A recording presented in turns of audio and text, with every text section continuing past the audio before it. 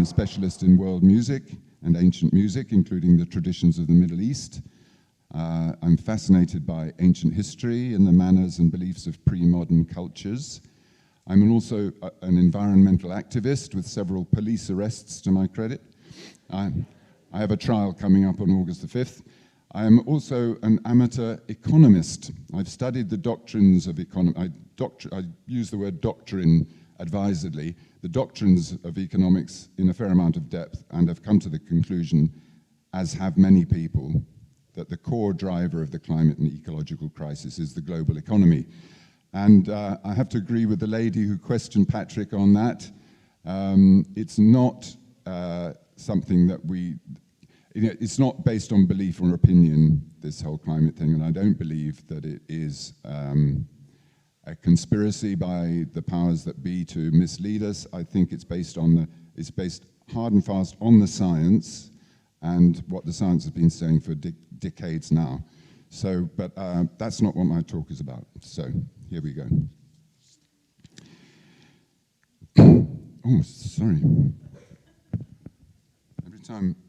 Every time I speak, you hear it. Push it slightly away from your face. Yeah. Is that right? You're still hearing that? Yeah, okay. Excuse my ineptitude. There is an extraordinary experiment going on in Syria. It has been going on for 10 years, and very few people have noticed it, apart mainly from those who are trying to wipe it out. It goes by the name of Rojava. And before I get into explaining what Rojava means and what it signifies, I'll go into a bit of background so you know something about the historical and political context.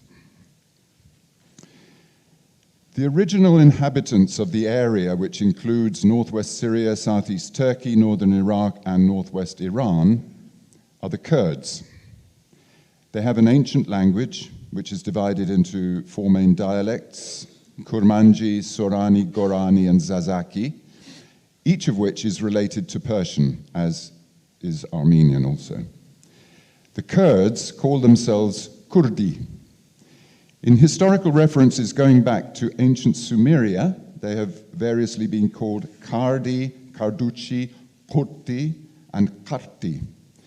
Modern historians trace Kurdish history in the region only back to the 10th century CE, but that leaves open the question of who these Kurti or Karduchi were if they were not the Kurds.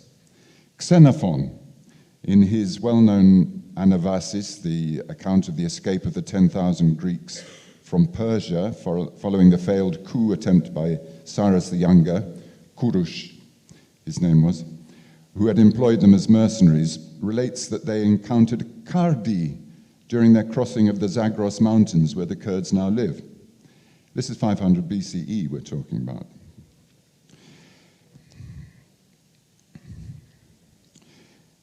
It is in Kurdistan that Göbekli Tepe is situated. The Kurds call it Gire Mirazan, or Wishing Hill, also Gire Navoke, meaning naval hill or hub. Çatalhöyük is in the same area, as are other less well-known sites such as Gürkü Tepe. In fact, there is a large number of artificial hills in the region. I saw one every few miles as I was traveling through northern Syria with a BBC documentary crew in 2018. Yeah, I wrote 1918, but I forgot to correct it, 2018. I asked our translator about these hills, and he said they have ancient cities in them, but they have never been excavated. Göbekli Tepe, as many people know, is 13 kilometers north of Urfa, to which a number of legends attach. Urfa is said to correspond to Ur of the Chaldees in the Bible, where Abraham came from. Is Chaldee another variant of Kardi or Kurdi? Unlikely. The Chaldees were a Semitic-speaking people, and the Kurds are Indo-European speaking. If the builders of Göbekli Tepe were the indigenous inhabitants of the region 12,000 years ago, which it must be assumed they were, it is possible that they spoke an Indo-European language, since the Proto-Eurasian root language dates to around 15,000 years ago, according to ancient research. Some biblical historians place the Garden of Eden in Kurdistan, since that is where the Tigris and Euphrates rivers originate, two of the rivers in the biblical description. The other two rivers, Pishon and Gihon, have no known location. So we can take the legendary backstory with a pinch of salt. In 2014, the city of Kobane on the Syrian-Turkish border was obliterated by Islamic State, whom I will refer to as Daesh from now on. They don't like being called that, so I will call them that.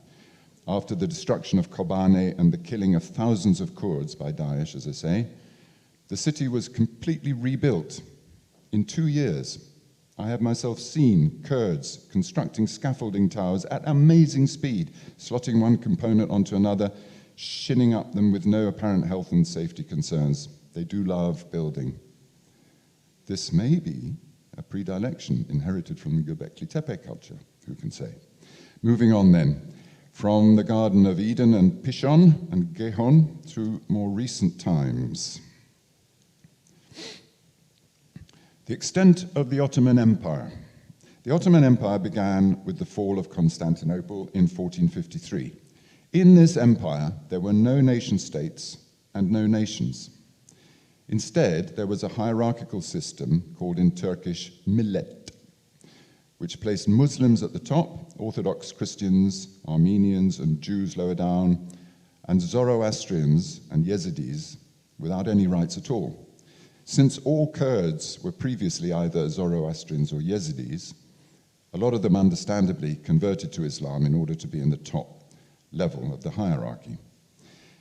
It was not until the First World War that the Ottomans experienced their first taste of nationalism, an idea imported from Europe. Armenians and Arabs mobilized for independence. The Armenians were subjected to genocide by the Turks. Over 1.5 million of them were systematically killed. The Arabs, with the military support of the British and French, did not suffer the same fate and were allowed to form a number of independent states after World War I. Those Armenians who survived the genocide were allowed, with the support of the Russians, to form their own small nation-state adjacent to Turkey. The Kurds, however, being composed of a variety of religions and speaking various dialects, could not present a united front to the British and French committee and got no nation-state at all.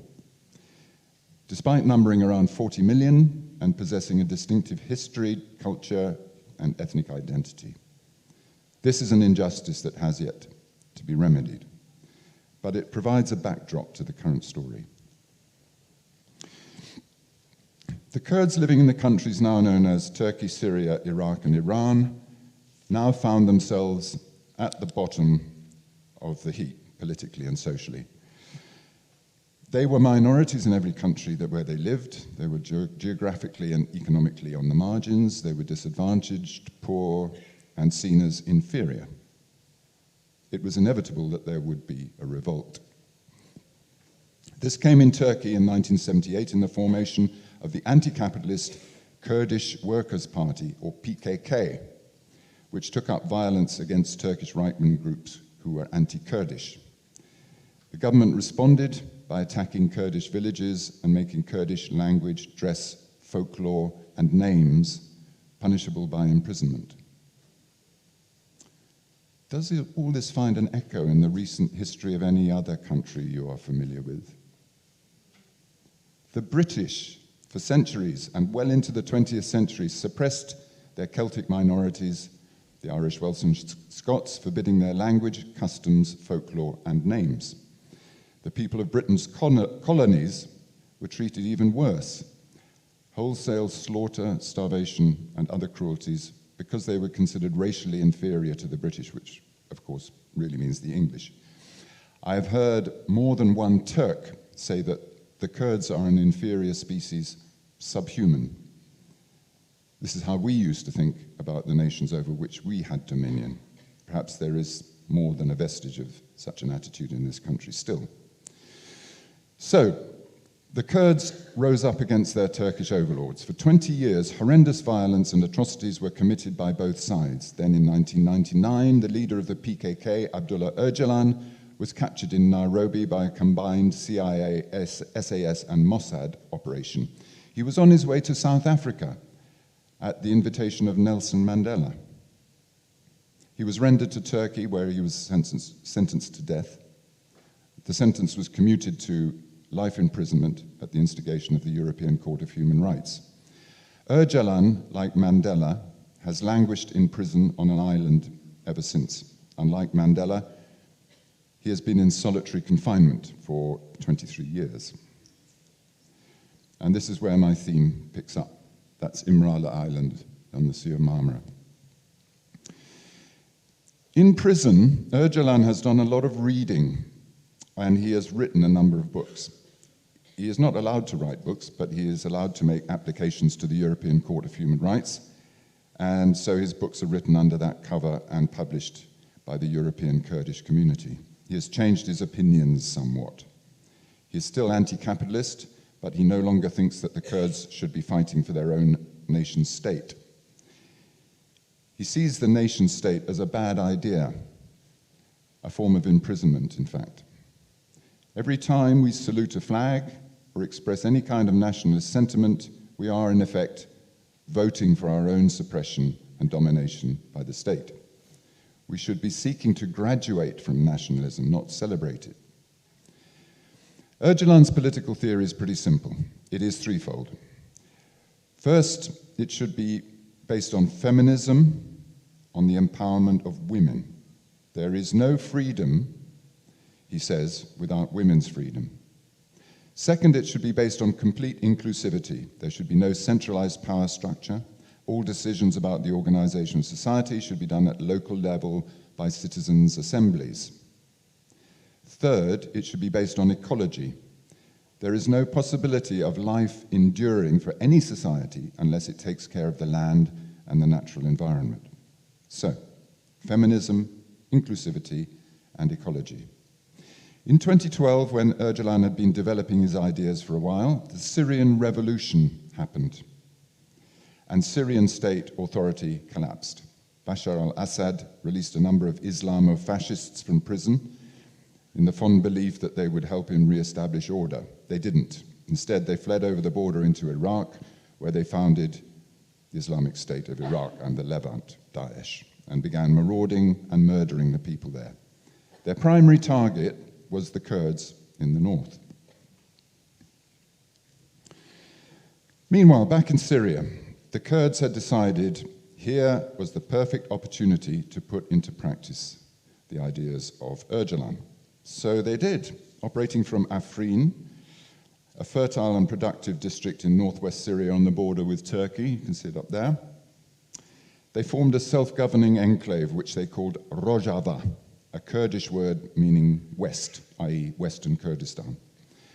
Almost immediately the Kurds had set this up, the threat from Daesh became apparent. The Kurds in Iraq had the protection of the USA because the Kurdish regional government, the KRG, allowed a major US military base there, and there was a good deal of international investment in the economy of the KRG. Daesh advanced on Mosul. US airstrikes forced them out. They worked their way northwest and arrived in northeast Syria, where they were met by the Rojava People's Protection Units, the YPG. In line with Öcalan's political theory, the ideal society must be feminist and inclusive.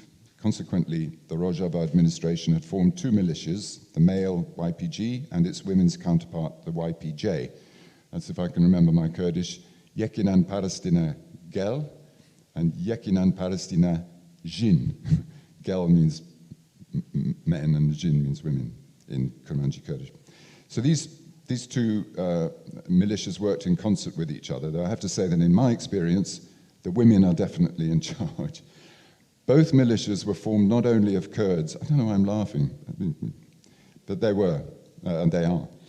Though I have to say that I suppose it's because we think of military people as being kind of macho and tough and male and so on, but these women, they are tough.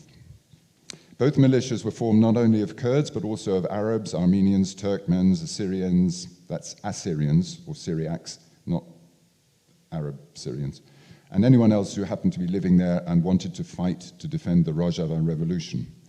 When Daesh started attacking towns in northern Syria, they met with determined resistance on the ground, but not airborne attack, because the USA and Britain were concerned about upsetting the Russians who supported the Assad regime. It was not until Kobane had been flattened that the US and British airstrikes began and Daesh was driven out.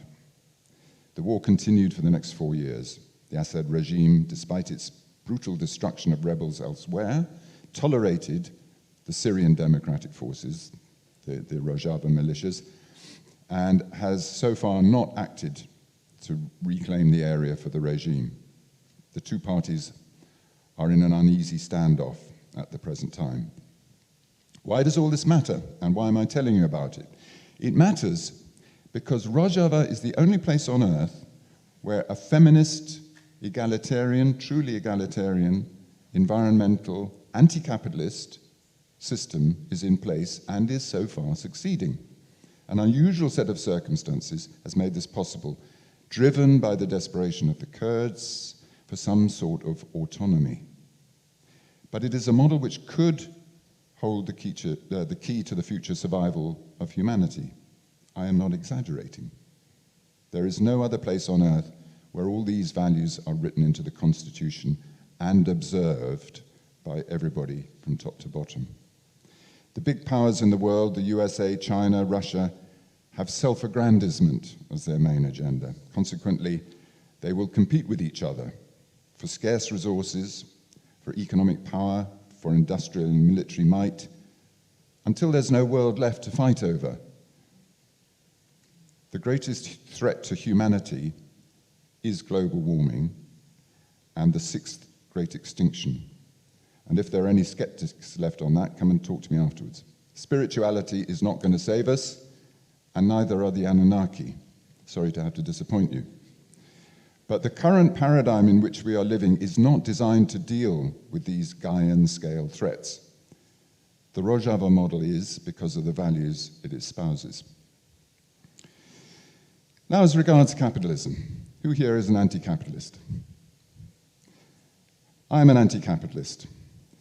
This slide shows the global north, the 25% of the world's population which possesses 80% of the world's wealth, contrasted with the global south.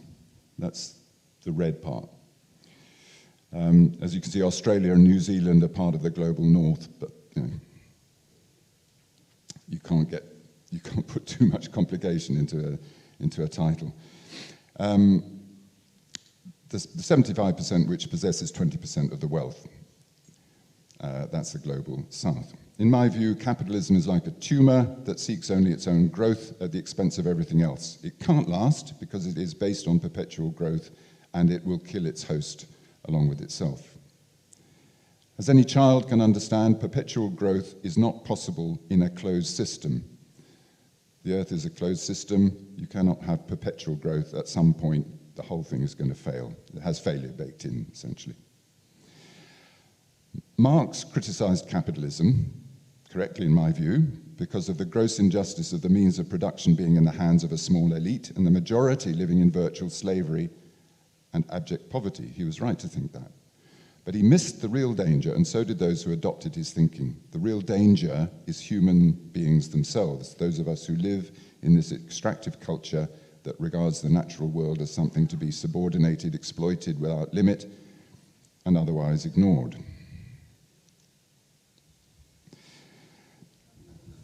I'm now going to attend to another rather important concern. I think I'm safe in assuming that no one here approves of fascism, along with Patrick from the last presentation. Spitting image treats everyone equally. Now, I don't know if it's going to be Liz Truss or Rishi Sunak, but I couldn't find a spitting image puppet of Liz Truss. Anyway, if I had used Liz Truss, that would have been a misogynist slide instead of a racist slide. So anyway, can't win whatever you do. So spitting image treats everyone equally. No racism is involved. But it does look as if the former order will be preserved in the new order. We will still have Priti Patel as Home Secretary, so the increasingly fascist legislation introduced by Bojo's government will remain on the statute book, and we are likely to see more of it as resistance to it grows. I'm referring at the moment to the Nationality and Borders Bill, which aims to stop people entering this country illegally, but actually encourages racism and xenophobia, and the Police, Crime, Sentencing and Courts Act, which gives police increased powers to suppress protest and to arrest people on mere suspicion. The government claims that this legislation is supported by the majority of the population, but there is no evidence for that. Rojava is anti-fascist. It is surrounded on all sides by fascist regimes, Turkey to the north, Assad to the west and south, and Iraq to the east. By declaring itself opposed to fascism and capitalism and being, in effect, a left-wing enclave, Rojava risks obliteration at the hands of these states. Fortunately, at the present time, their interests are not convergent. Turkey has invaded Syria and is bombarding northern Iraq. Rojava is safe from annihilation as long as it has the tacit support of Syrian President Bashar al-Assad, but we don't know how long that will last.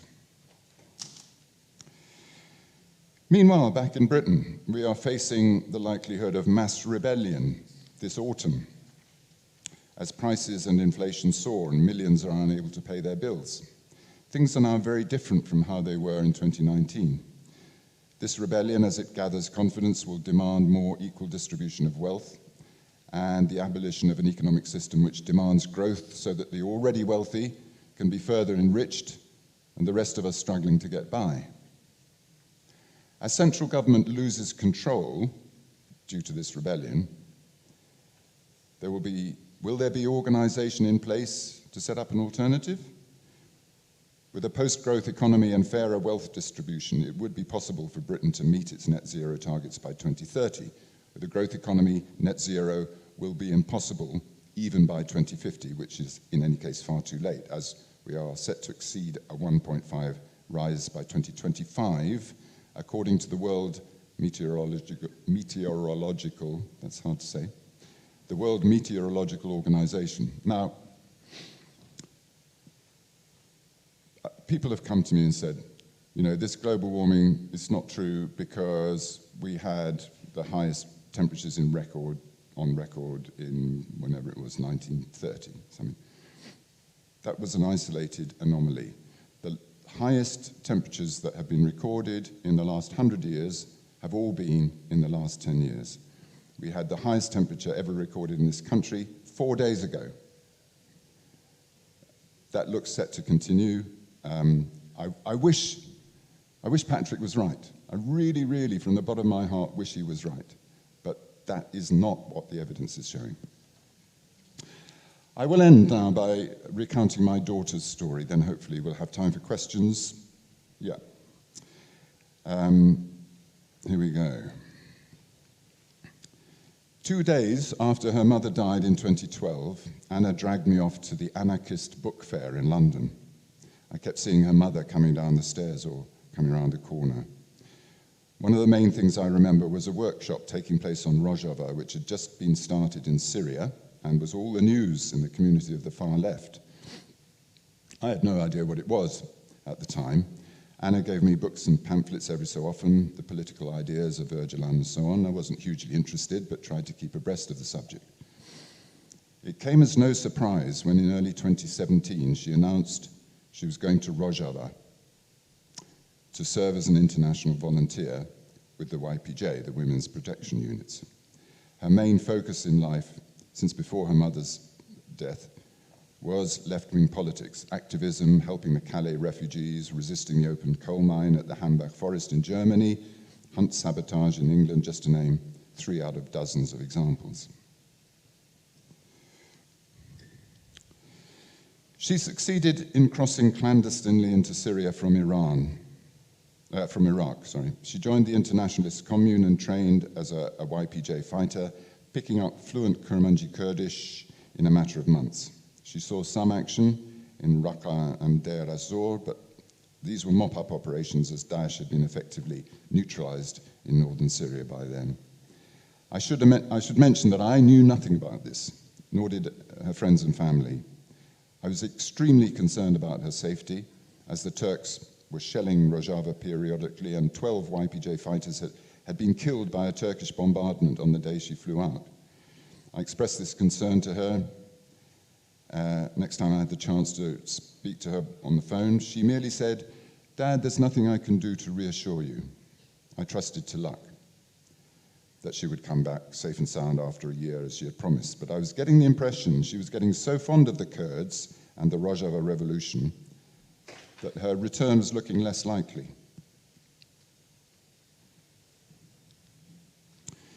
In January 2018, Turkey invaded Afrin to the far west of Rojava. They cynically codenamed it Operation Olive Branch. President Erdogan regarded and still regards Syria's Kurds as terrorists threatening the territorial integrity of Turkey. He links them with the PKK, which is obviously true. They have the same leader, Abdullah Öcalan, but they have no designs on Turkey and never have had. Anna assured me and her friends and family that the YPJ command, people commanding her, wouldn't let her go to Afrin, where the Turks were invading, whereas in fact, the truth is that she insisted so doggedly on being allowed to go that eventually they let her. At 6 p.m. on Sunday, March the 18th, my doorbell rang, and one of Anna's friends from the Brighton Kurdish community came in to inform me that Anna had been killed the previous Thursday. You can imagine the emotional impact of this news, the shock, the grief, the devastation, above all, the guilt. Why had I not done everything in my power to stop her from going? Why had I not opened up my feelings to her and allowed her to open up to me? All I could think rationally is the world must know. And the world did know. The story went global. But it wasn't the story I wanted to tell. I wanted the focus to be on Rojava, on the amazing revolution that was happening there, not Anna's character and background, which was all anyone seemed to be interested in. I wanted to explain that Anna sacrificed her life in the service of a new paradigm for humanity.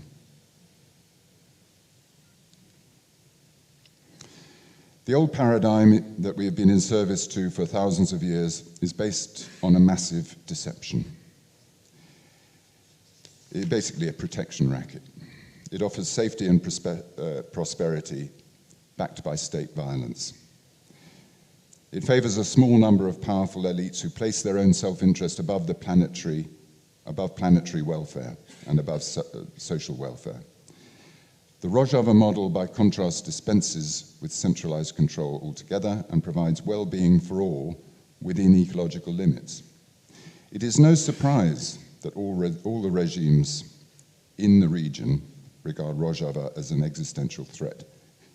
In fact, to be brutally honest, I hold out no hope for it. It is pretty much doomed.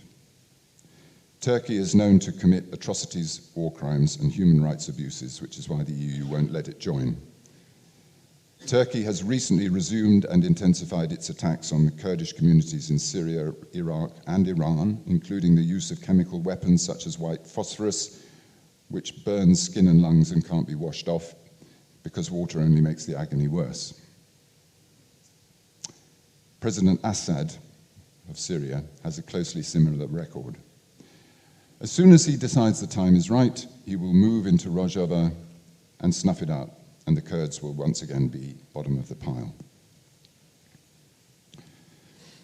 I'll end on a positive note, though, a hopeful note, positive for the Kurds, that is. They are hardy and undeterred by circumstance. They can survive pretty much anything.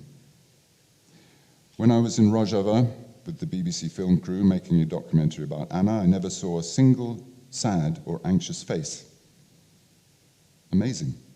These people were under threat of imminent death, destruction of their homes, being driven out of their villages. They were living in the moment. Everyone was positive, everyone was dignified.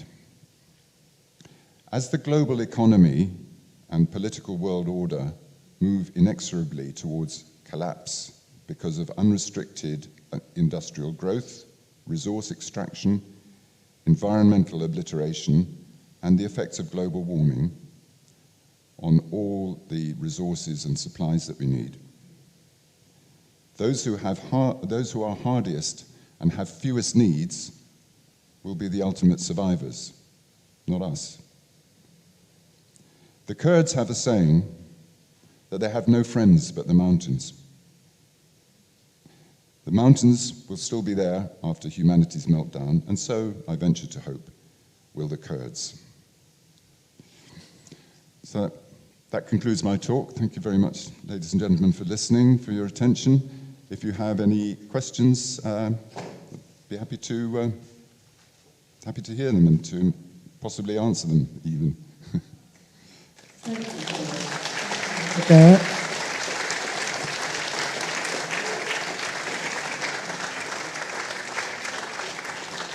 Okay, if we could have the lights up, and we'll open the floor for any questions. We've got a roving mic going again.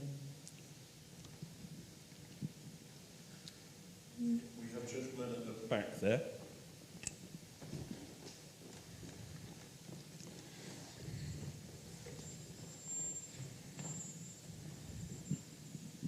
Thank you. Sorry, it's a bit difficult for you to hear all your words, but there's something I want to ask. I don't know if you've answered this already. Do the Kurds have any kind of representation through United Nations at all? Not officially, no. I have been at in fact, I gave a presentation at the EU, in which the EU commissioners were present, and I talked about a lot of the stuff I've been telling you here. It was basically just to re-emphasize the fact that the Turks were committing atrocities, war crimes, human rights abuses against the Kurds, and that essentially what I was asking for was recognition, official recognition of Rojava, but nobody's done that. Just as an aside to that, the PKK that I was talking about, that's the Kurds within Turkey who are resisting official state oppression and eradication, genocide effectively. They are regarded as terrorists, as a terrorist organization by the UN and by the EU. The YPG, which is the militia organization within Rojava, is not regarded as a terrorist organization. And that allows the British and US and any other international military support to be present there. But it's weird. It makes no sense because they have the same leadership and the same set of values, they're trying to implement the same paradigm, shall we say, political and social paradigm. I hope that answers your question. Effectively, well, the short answer was no. I just decided to expand on the short answer. Any other questions? Actually, Joe, I have a question because I watched the BBC programme. Oh, yeah. I mean, I found it very powerful. Do you feel that represented Anna's story correctly and what you wanted to say? How did you feel about the end product there? Well, for those who don't know, I better just say, the BBC asked me to essentially be the central character in a documentary about my daughter, her life and death, within the context of what was going on in northern Syria, in Rojava. It was very difficult the director, Marina Parker, shot what seemed like weeks of footage. We spent so long there, and I was so tired of sitting in the plane and having a camera pointed at me for it seemed like half an hour. Just, where is this going?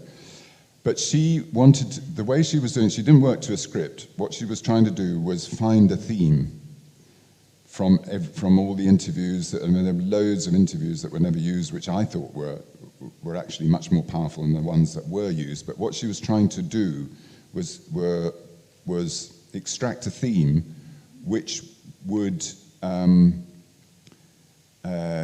what would it do? It would communicate something important about the situation that was going on there. What she decided eventually the theme was the threat from Turkey. And I agree with that.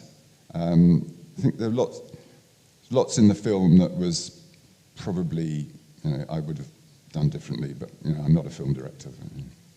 I thought that there's too much of me in it. Anyway, yeah. Alistair, you're going to ask. Could you just wait for the microphone? Oh, yes, very simple, Dirk. What's a good source to further information with Rojava? Yeah, I've got links here. If anybody wants to get more, or give me your email address if you want the links, I can email them to you. Do we have any other questions? Yes, we have a gentleman here. Am I right in hearing you several times? You've sort of equated capitalism with fascism several times during your talk, which I thought was going to be about ethnic music. Actually, I rather love music, but I've no squeaky music from me. But actually, I'm a capitalist in a small way, and I think most of the traders in this town are, and I think a lot of people in this audience are capitalists in the normal, small way. But you're calling us all fascists, by the way. And I'm not going to be called fascist. Fascists are the violent cliques created during the 30s, which were anti-Semitic by definition. Fascists are anti-Semitic. And there are an awful lot too many people using this phrase to label anybody they don't like or its opinions they don't agree with. Will you please promise in front of this audience you will never equate capitalism with fascism in the future? I didn't. You did? Oh, yes, you did. I said... You made your point, yeah. I said that Rojava was anti-capitalist and anti-fascist. I didn't say that they equated fascism with capitalism. I would never have said that, because it's not true. Fascism is not the same as capitalism.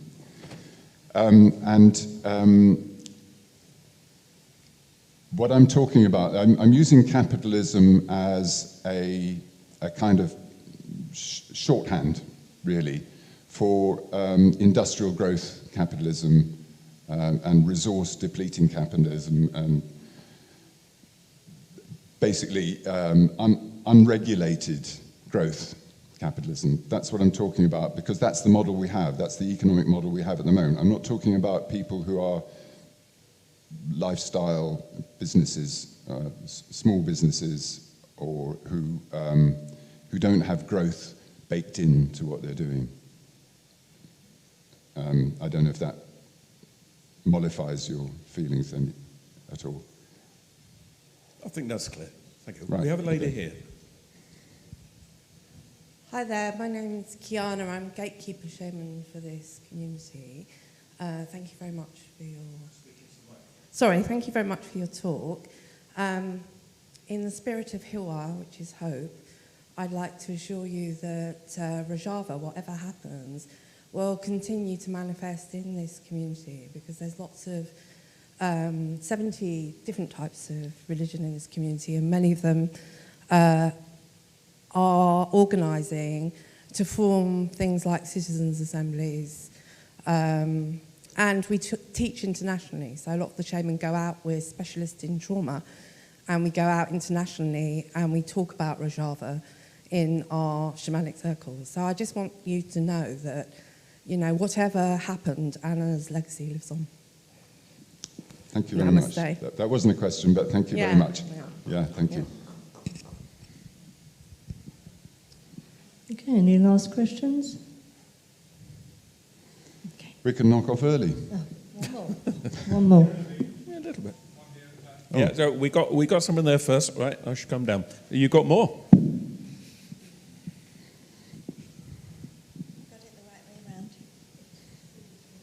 Hello, thank you very much for your lecture, and I'm very sorry about your daughter. Thank you. This on the board, to me, is the most important thing And our governments should see this. Our government's a complete washout. This is amazing. This is our future. Thank you. I'm glad you think so.